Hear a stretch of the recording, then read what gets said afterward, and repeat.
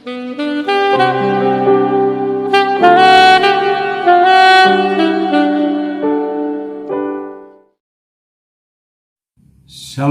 puji Tuhan kita bisa berjumpa lagi dalam channel Hal yang Perlu Anda Tahu. Banyak hal yang perlu kita tahu sebagai murid-murid Kristus yang ada pada sekolah kehidupan dari Yesus Kristus yang adalah guru agung kita. Kita sebagai muridnya terus berdisiplin dalam belajar, dalam memahami firman secara baik, secara benar, secara dalam, dan secara komprehensif.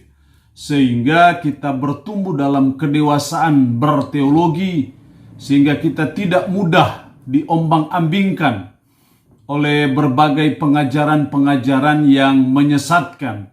Tapi sebaliknya kita teguh dalam iman, dan iman kita terus bertumbuh. Secara khusus hari ini kita berbicara mengenai sifat-sifat Alkitab. Kita perlu memahami sifat-sifat Alkitab ini dengan baik.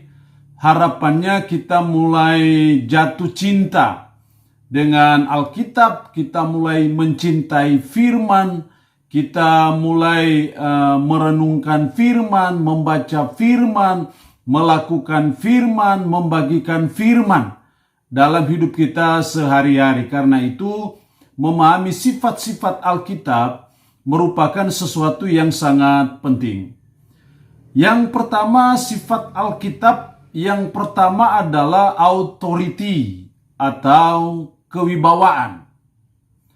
Artinya bahwa Alkitab adalah firman Allah yang punya otoritas, punya wibawa yang tertinggi dalam kehidupan kita sebagai umat Tuhan, dalam hidup kita sebagai orang percaya. Tidak ada kitab yang lain yang melebihi otoritas dari Alkitab.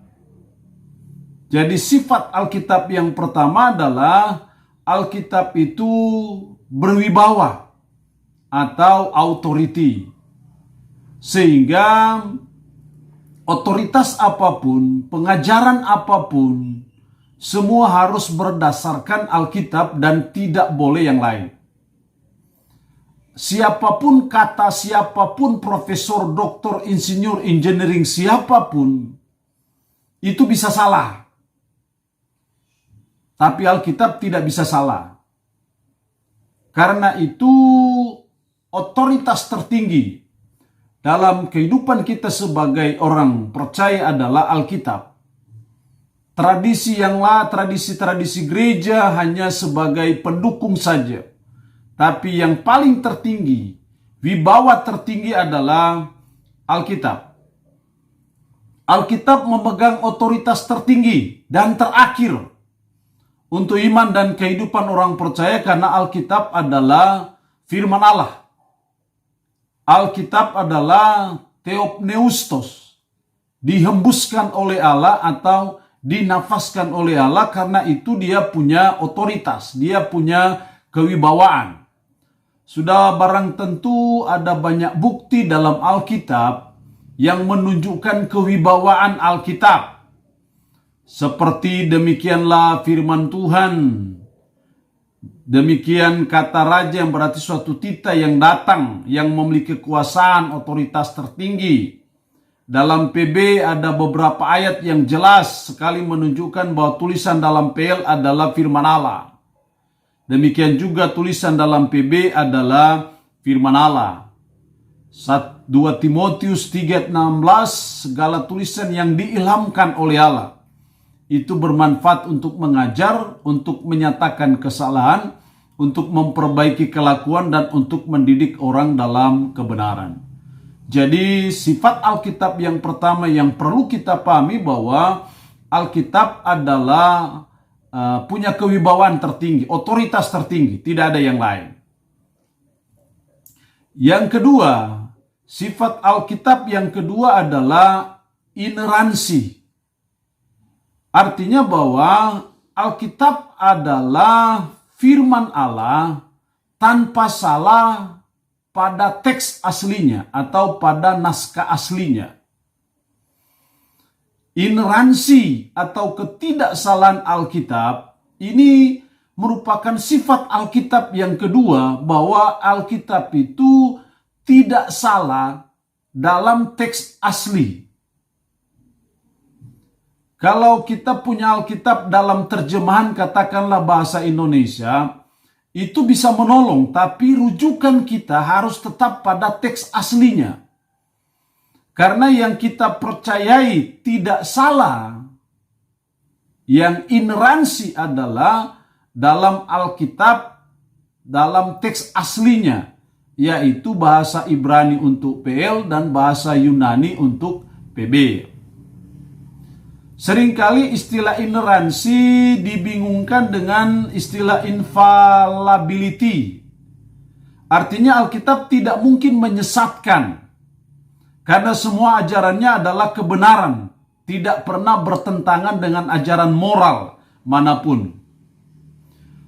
Sedangkan penekanan ineransi adalah pada ketidaksalahan dalam tulisan dan data yang ada dalam Alkitab.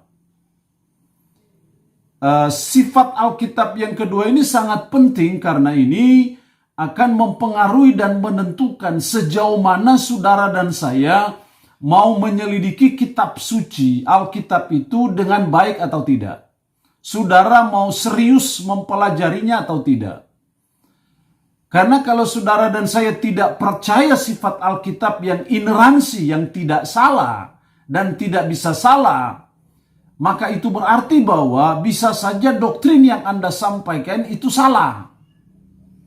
Karena Anda berpandangan bahwa ada Alkitab itu bisa salah.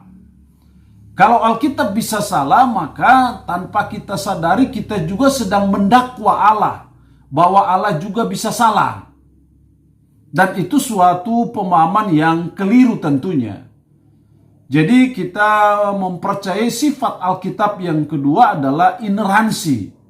Tidak salah, tidak bisa salah secara khusus dalam teks aslinya.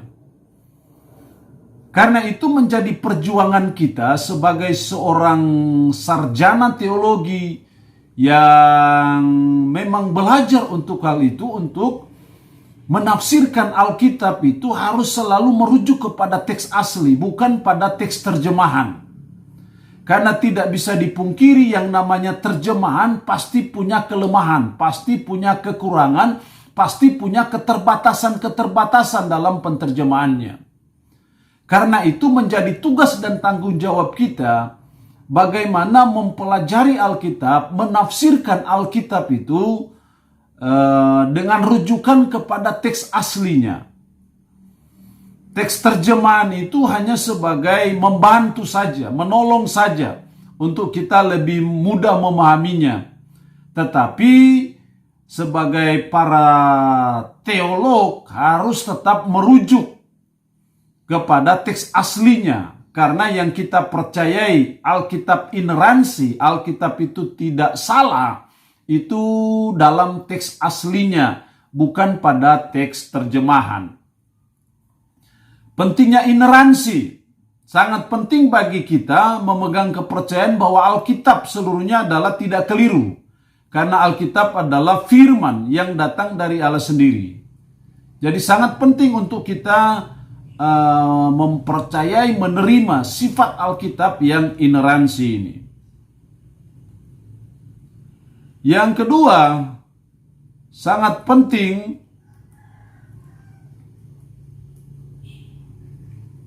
dalam hubungan dengan Alkitab ini, karena kita percaya bahwa Alkitab ini punya otoritas tertinggi sebagai firman Allah yang diilhamkan oleh Allah. Sehingga sangat penting untuk kita menerima, mempercayai sifat Alkitab yang kedua, yaitu ineransi. Ada banyak dasar-dasar kita menerima sifat Alkitab yang kedua, ineransi. Allah adalah kebenaran, dan Allah tidak akan pernah bisa salah. Kalau kita jumpai dalam Alkitab sepertinya ada kontradiksi-kontradiksi, Sesungguhnya itu bukan sesuatu yang kontradiksi, tapi perlu penyelidikan lebih dalam lagi dengan kembali berorientasi kepada teks aslinya, bukan pada teks terjemahan. Ada beberapa teori mengenai ineransi Alkitab. Ada yang full ineransi, ineransi penuh, ada yang absolute ineransi atau ineransi mutlak. Semua punya penekanan. Tapi saya secara pribadi lebih kepada full ineransi. Jadi verbal, secara verbal kata per kata, tapi juga secara plenary, secara menyeluruh. Bukan hanya sekedar gagasannya, bukan hanya sekedar buah pikirannya yang benar, tapi kata per kata dalam Alkitab itu tidak salah. Jadi full ineransi. Pengilhaman secara verbal tapi juga secara plenary.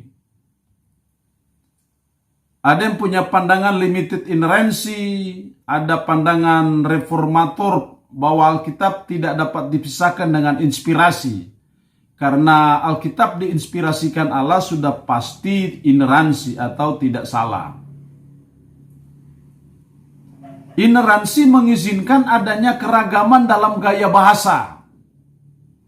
Ada perbedaan gaya bahasa penulisan Alkitab dari seorang puisi seperti pemazmur dengan seorang dokter, dengan seorang nelayan, pasti punya ragam bahasa, ragam gaya bahasa yang berbeda. Ineransi mengizinkan adanya keragaman rincian dalam menjelaskan peristiwa yang sama. Karena yang ditekankan itu adalah peristiwa itu bukan pada jumlahnya ataupun hal-hal yang dianggap tidak penting. Ineransi tidak menuntut laporan kata demi kata dari suatu peristiwa. Jadi yang penting adalah peristiwa itu, bukan detailnya dari suatu peristiwa itu. Ineransi mengizinkan untuk tidak menggunakan bentuk tata bahasa standar dalam zaman modern kita sekarang ini. Kurun waktu penulisan Alkitab yang lebih kurang 1.500 tahun itu bukan sesuatu yang gampang.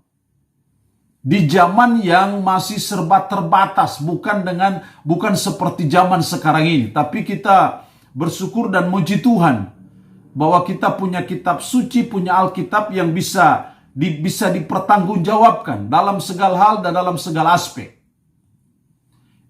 Ineransi juga mengizinkan ada ayat-ayat yang problematik. Sekali lagi, problematik itu secara umum karena berhubungan dengan terjemahannya. Karena itu tetap rujukan kita harus terhadap teks aslinya. Ineransi menuntut catatan itu tidak mengajarkan kesalahan atau kontradiksi. Yang kita seringkali jumpai ada nampaknya kontradiksi, tapi sesungguhnya itu tidak ada kontradiksi.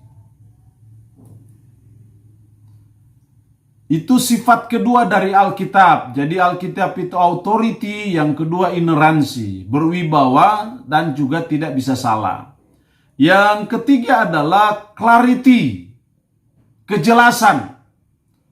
Artinya bahwa kejelasan Alkitab diartikan bahwa Alkitab ditulis sedemikian rupa sehingga jelas maksud pemberitaan dan pengajarannya, sehingga dapat dimengerti oleh setiap orang yang sungguh-sungguh membaca dan mencari pertolongan Tuhan serta bersedia melakukan firman Tuhan. Namun tidak bisa dipungkiri juga bahwa ada bagian-bagian Alkitab yang seringkali tidak mudah untuk kita memahaminya. Perlu suatu pengetahuan teologi yang baik, yang benar, yang dalam, yang komprehensif, tapi juga penguasaan terhadap ilmu tafsir, ilmu hermeneutik secara baik untuk kita bisa memahami hal-hal yang seringkali kesulitan. Tapi secara umum, secara general, sifat Alkitab itu jelas. Artinya tidak ada yang menimbulkan salah pemahaman Salah pemahamannya itu ada pada tafsir dari para teolog itu. Tapi Alkitab itu sendiri jelas. Ada yang kita mudah memahaminya oleh pertolongan Roh Kudus. Walaupun tidak bisa dipungkiri bahwa ada yang sulit. Ada yang hal yang sulit untuk kita tafsirkan. Itu tidak bisa dipungkiri. Makanya kita perlu memahami metode tafsir yang baik dalam memahami Alkitab itu secara baik dan benar. Kita perlu iluminasi, penerangan Roh Kudus menerangi hati pikiran kita untuk kita bisa memahami kebenaran firman itu secara baik, benar, dalam, dan akurat. Tidak bisa hanya dengan mengandalkan intelligence quotient kita yang tinggi, yang jenius sekalipun. Kita butuh penerangan Roh Kudus. Tapi juga perlu ada pengetahuan-pengetahuan yang berhubungan dengan keterampilan yang cukup untuk menafsirkan Alkitab. Secara khusus dalam hubungan dengan bahasa, baik bahasa Yunani maupun bahasa Ibrani. Tapi juga pemahaman metode tafsir itu sangat dibutuhkan dalam hubungan dengan kita memahami Alkitab itu secara baik. Yang keempat, sifat Alkitab yang keempat adalah necessity atau keperluan mutlak. Artinya bahwa Alkitab diperlukan secara mutlak untuk mengenal Kristus karena Kristus adalah center, pusat dalam pemberitaan Alkitab. Untuk kita memahami jalan keselamatan itu, untuk kita bisa memahami iman Kristen itu secara baik, secara benar. Artinya bahwa tidak mungkin iman kita baik, iman kita bertumbuh, iman kita kuat teguh tanpa suatu pemahaman yang baik dan benar tentang firman. Sama seperti makan dan minum merupakan kebutuhan utama, kebutuhan yang primer bagi tubuh kita untuk pertumbuhan tubuh jasmani kita. Demikian juga Alkitab adalah keperluan mutlak, kebutuhan primer untuk pertumbuhan spiritualitas kita ataupun rohani kita. Karena manusia ada unsur jasmani, ada unsur rohani. Jasmaninya supaya hidup perlu makanan jasmani. Demikian juga rohani supaya hidup perlu makanan rohani. Dan makanan rohani satu-satunya adalah firman Allah. Makanya dalam 1 Petrus pasal 2 ayat 2, dan jadilah sama seperti bayi yang baru lahir, yang selalu ingin akan air susu yang murni dan yang rohani, supaya olehnya kamu bertumbuh.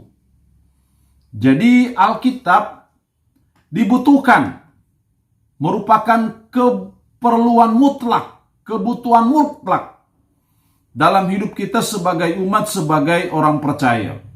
Kenapa ini merupakan kebutuhan mutlak? Karena Alkitab merupakan satu-satunya sumber untuk mengenal siapa Kristus, mengenal keselamatan, mengenal iman Kristen, mengenal pemahaman-pemahaman tentang Allah dan karyanya dalam hubungan dengan manusia. Itu hanya Alkitab dan tidak ada yang lain. Karena ini merupakan kebutuhan mutlak, maka sebagai murid Kristus pun Alkitab adalah bahan ajar satu-satunya dalam sekolah kehidupan dari Yesus Kristus. Kurikulum standarnya ini dia, buku pegangannya ini dia. Karena itu sebagai murid Kristus hendaknya kita terus mempelajari, terus memahami bahan ajar firman Tuhan ini dengan baik dan benar, supaya pada waktu Guru Agung kita Yesus Kristus memberi ujian, menguji kita untuk meningkatkan level kita dari SD ke SMP, SMP ke SMA, SMA ke perguruan tinggi, kita bisa lolos dalam ujian itu sehingga kita selalu di-upgrade. Dan itu selalu kait-mengkait berhubungan dengan pengetahuan kita tentang Alkitab ataupun tentang firman Allah. Yang sifat yang kelima, yaitu kecukupan, sufisiensi. Artinya bahwa Alkitab berisi semua firman Allah yang dibutuhkan oleh orang percaya untuk keselamatannya dan untuk hidup di dalam keselamatannya, sehingga tidak perlukan lagi tambahan penyataan lain di luar Alkitab. Jadi cukup. Kejadian sampai Wahyu sudah cukup. Tidak perlu lagi ada tambahan-tambahan lain. Alkitab yang ada sekarang dari PL sampai PB sudah cukup untuk pertumbuhan rohani kita, pertumbuhan iman kita sudah cukup. Tidak perlu ada tambahan kitab-kitab suci yang lain lagi. Tidak perlu tambahan buku-buku yang lain lagi. Dari 66 buku yang sudah ada, tidak perlu ada tambahan lagi. Sudah cukup. Kita juga tidak butuh lagi tambahan-tambahan nubuat-nubuat untuk menambah Alkitab yang ada ini. Sudah cukup.